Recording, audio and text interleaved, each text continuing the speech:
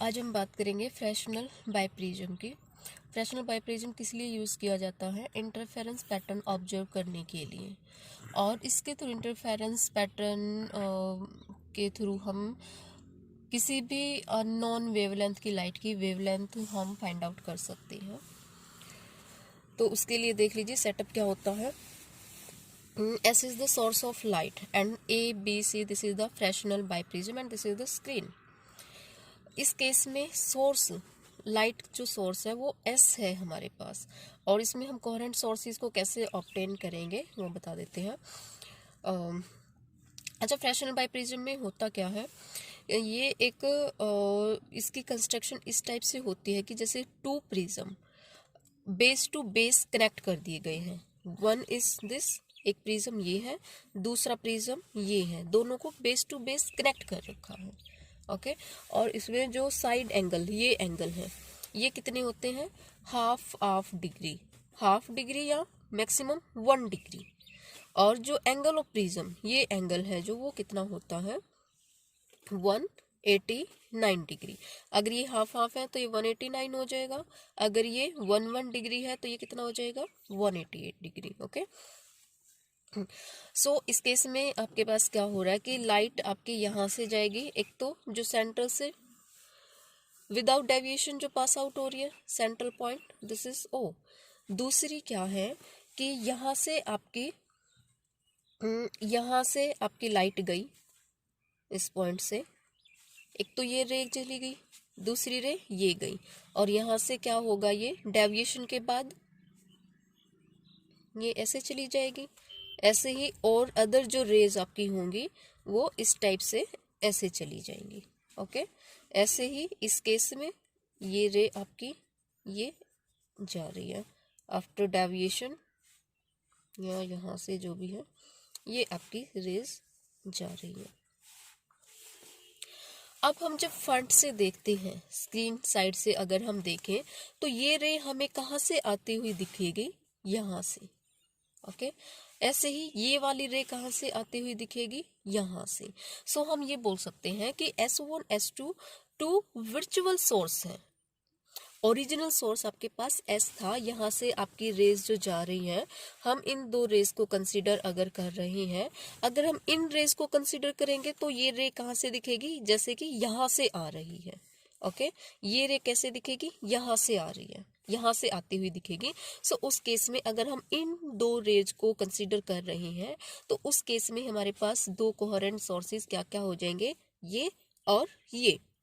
अगर हम इन दोनों रेज को कंसीडर कर रहे हैं उस केस में हमारे पास दो virtual sources S1 and S2. These are virtual sources, not the real source. Real source is only S. S1 and S2 are two virtual sources, and so these are coherent sources. Okay, parent source single है, इनका phase difference constant होगा या 0 होगा। So these are coherent sources. अब हमें क्या करना है, फ्रिंज पैटर्न इसमें कैसा क्या होगा उसको ऑब्जर्व करना है। जो हम पहले जो फ्रिंज विड्थ के लिए एक्सप्रेशन देख चुके हैं या एनालिटिकल ट्रीटमेंट जो भी इसके लिए किया, वो सारा सेम रहेगा इस केस में भी। जो यंग डबल स्लिट वाले में करते हैं बेसिकली उसको उसी से कनेक्टेड मानते हैं, बट उस केस में भी क्या है, आपके पास दो S1 S2 सोर्सेज थे और आपको फ्रिंज पैटर्न स्क्रीन पे मिल रहा था। सेम प्रोसेस यहाँ पे है। सो जो हम पहले पाथ डिफरेंस या फेज डिफरेंस या फ्रिंज विड्थ जो भी हम निकाल चुके हैं वो सब इसके लिए सेम है। ओके, सो अगर इसके लिए आपको फ्रिंज विड्थ निकालने के लिए बोला जाता तो जो लास्ट वीडियो था जिसमें आपको फ्रिंज विड्थ निकालने के लिए बोला गया था, या उससे पहले वाली वीडियो थी जहाँ इंटेंसिटी वगैरह या इंटेंसिटी डिस्ट्रीब्यूशन, एनर्जी डिस्ट्रीब्यूशन जो हमने किया था, वो सारा इसके लिए भी वैलिड है। ओके, सो बीटा की वैल्यू क्या हो जाएगी इसके लिए? Capital D by small lambda. इसके लिए एक्सप्रेशन हम निकाल चुके हैं। ठीक है, सेम प्रोसीजर इसके लिए रहेगा। और पाथ डिफरेंस, वही फ्रिंज पाथ डिफरेंस क्या आया था उस केस में हमने जैसे निकाला था S2P, हमने कोई पॉइंट कंसीडर कर लिया था S1P, और ये जो भी आपके पास पार्ट डिफरेंस आया था सेम वही चीज। अगर ये आपके पास n लैम्डा के इक्वल है तो फ्रिंज कैसा मिलेगा? ब्राइट फ्रिंज मिलेगा। ओके, और अगर S2P माइनस S1P ये आपके पास odd integral multiple of sorry, this is 2n plus minus 1, odd integral multiple of half wavelength अगर है तो फ्रिंज कैसा था, डार्क। सारी चीजें आपके पास सेम रहेंगी। अगर ये ज्यादा मार्क्स में पूछा गया है, अगर ये सब चीजें इसके लिए पूछी गई हैं, तो जो पहले हम सॉल्व कर चुके हैं वो ही आपको इसमें करना है। ओके, सो इसके लिए हम क्या यूज कहाँ कर रहे थे, वेवलेंथ निकालने के लिए, मोनोक्रोमेटिक लाइट की वेवलेंथ फाइंड आउट करने के लिए हम इसे यूज करते हैं।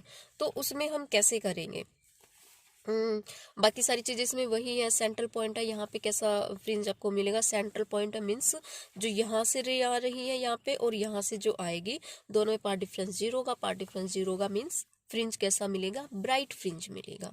अदर किसी भी पॉइंट की अगर हम बात करें, इसकी बात करें या ऊपर नीचे कहीं भी अगर हम बात कर रही हैं, तो वहां पे कैसी मिलेगी, वहां आपके पास फ्रिंज पैटर्न कैसा होगा, वो डिपेंड करेगा कि पाथ डिफरेंस आपके पास कितना है, कैसे है, उसके हिसाब से पर्टिकुलर किसी भी पॉइंट पे हम बता सकते हैं कि डार्क मिलेगा फ्रिंज या ब्राइट मिलेगा, डिपेंडिंग अपॉन पाथ डिफरेंस। अगर पाथ डिफरेंस इसके इक्वल होगा तो ब्राइट, अगर इसके इक्वल होगा तो डार्क फ्रिंज। अब हम देख लेते हैं कि वेवलेंथ कैसे फाइंड आउट करनी है। उसके लिए हम एक पूरा सेटअप लेके चलते हैं। एक हमारे पास ऑप्टिकल बेंच होती है, आपने देखी होगी एक्सपेरिमेंट के दौरान। एक ये स्पॉज ऑप्टिकल बेंच है, इस पे हमारे पास 4 अपराइट्स होते हैं।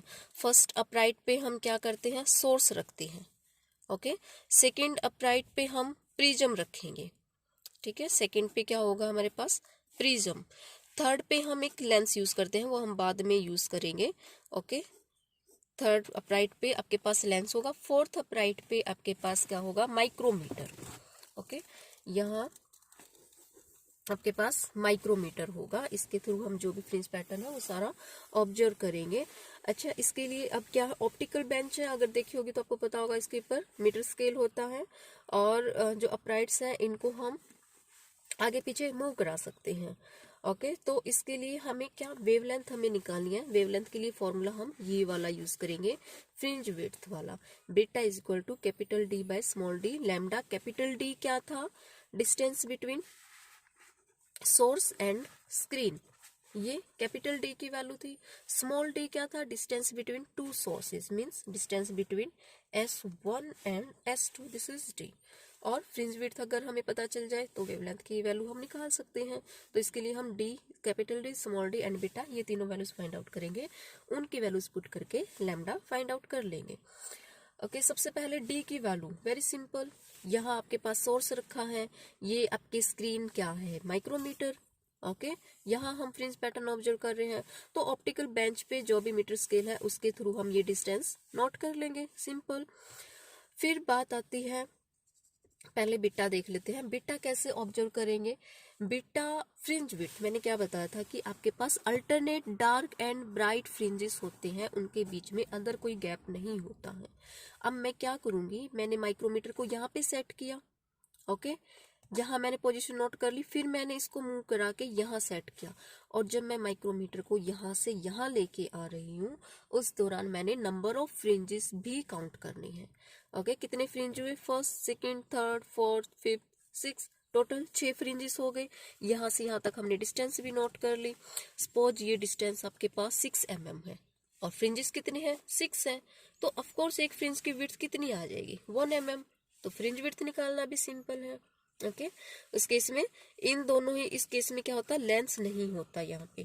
ओके, सिंपल हमें फ्रिंज पैटर्न ऑब्जर्व करना है।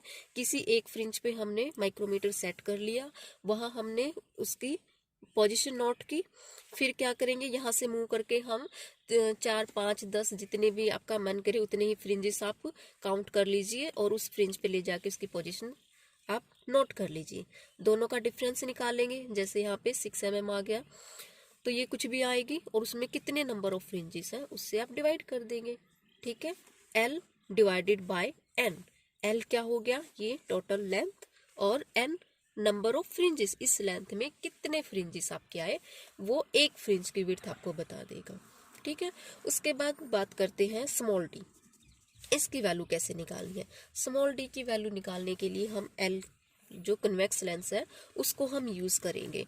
इसमें क्या करना है, लेंस माउंट कर दिया आपने, और लेंस को हम किसी पोजीशन पे, सपोज ये डिस्टेंस आपके पास है u, ओके, सपोज ये u डिस्टेंस है, और आपके पास जो ये वाली जो डिस्टेंस है लेंस से माइक्रोमीटर की जो डिस्टेंस है, सपोज ये है v, ओके। आपने इसकी पोजीशन कितनी, सोर्स से u डिस्टेंस अपार्ट आपने इसको सेट कर लिया, suppose this is the position L1, okay. और इसकी पोजीशन आपके पास माइक्रोमीटर कितनी होनी चाहिए कि आपको S1 S2 दोनों दिखे, ओके। आपको दो इमेजेस दिख रही थी, S1 और S2, दो वर्चुअल सोर्सेस थे। S1 पहले आपने S1 देखा, S1 की पोजीशन नोट की, ओके, पहले S1 आपने नोट किया, और उसके बाद फिर क्या करेंगे, S2 आपने नोट किया, दोनों का डिफरेंस आप निकाल लेंगे, S2 माइनस S1, दोनों पोजीशन का डिफरेंस निकालेंगे, वो आपके पास जो भी डिफरेंस आएगा, suppose that is D1, okay. इन दोनों के बीच का सेपरेशन ही तो D है, वही तो हमें निकालना है। बट यहाँ हमें क्या दिख रहा है, किसी पर्टिकुलर पोजीशन पे जो भी हमने नोट की वो इसकी वैल्यू सपोज D1 है। फिर हम क्या करेंगे, दोबारा से इसको सेट करेंगे। अब की बार क्या करेंगे, हम L को ऐसी पोजीशन पे रखेंगे जहां मतलब ये V डिस्टेंस अपार्ट, पहले ये U था, ये V था, अब की बार हम ये डिस्टेंस इंटरचेंज कर देते हैं, ओके। L को हमने कितनी दूर रखा कि ये इससे, ये अब की बार पोजीशन L2 है, ओके। अब की बार ये डिस्टेंस क्या है आपके पास, V distance apart from the source, और ये डिस्टेंस जो है आपकी माइक्रोमीटर की डिस्टेंस क्या होगी आपकी बार u, ओके। इंटरचेंज कर दिया, जो u था वो v हो गया, जो v था वो u हो गया। तो अब की बार हमने फिर से क्या किया, S1 की पोजीशन नोट की, S2 की पोजीशन नोट की, दोनों की पोजीशन नोट करके दोनों का डिफरेंस इस बार हम जो निकालेंगे, suppose S2 dash S1 dash हम इनको बोल देते हैं, दैट इज D2, ओके। अब हम अगर लेंस के मैग्निफिकेशन की बात करें, मैग्निफिकेशन इसका कितना होगा, D1, इस केस में पहले वाले केस में कितना होगा, D1 by D is equal to कितना हो जाएगा, ये इमेज की डिस्टेंस आपके पास V है, V बाई U, ओके। और इस केस में आपके पास दूसरी बार, suppose this is equation 1, okay, दूसरी बार इस केस में आपके पास मैग्निफिकेशन क्या होगा, D2 by D is equal to, अब की बार ये डिस्टेंस इमेज की डिस्टेंस क्या है, U, okay, U by V, suppose this is second equation, okay. तो आपके पास फर्स्ट एंड सेकेंड दो इक्वेशन आ गई है, हम दोनों इक्वेशंस को मल्टीप्लाई कर देते हैं, क्या आ जाएगा, D1 by D into D2 by D is equal to V by U into U by V, ये कैंसिल आउट, ओके, क्या बचा 1। सो आपके पास आ गया D1 D2 is equal to D, ये क्या D स्क्वायर, हम इसको इधर ले आते हैं तो ये आ जाएगा आपके पास, और यहाँ से D की वैल्यू आपके पास क्या आ गई, D1 D2 this, okay. D1 D2 की वैल्यू अब हम निकाल चुके हैं, तो इससे हमारे पास D की वैल्यू आ जाएगी, means separation between the sources. अब हमारे पास कैपिटल D की वैल्यू भी है, ओके, स्मॉल d की वैल्यू भी है, बीटा भी हम निकाल चुके हैं, लैम्डा की वैल्यू हम निकाल चुके हैं। क्या रिलेशन था फ्रिंज विड्थ के लिए, capital D by small d into lambda, lambda क्या हो जाएगा, beta into small d by capital D। So ये रिलेशन आप यूज करके वेवलेंथ आप निकाल सकते हैं, ओके।